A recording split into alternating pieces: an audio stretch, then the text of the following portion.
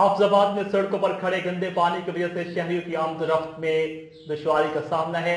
اسی پر رپورٹ کر رہے ہیں حافظ آباد سے اصغر عباس۔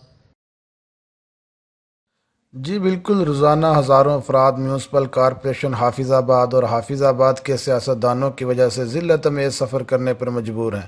اندرون شہر میں واقع علی پور چٹھا روڈ پر 3 فٹ گندا پانی کھڑا رہنا معمول بن چکا ہے، لیکن ابھی تک متعلقہ اداروں اور سیاستدانوں کی نیند پوری نہ ہو سکی، جبکہ روڈ پر کھڑے گندے پانی کی وجہ سے گزرتے وقت شہریوں کے کپڑے خراب ہو جانا معمول بن چکا ہے۔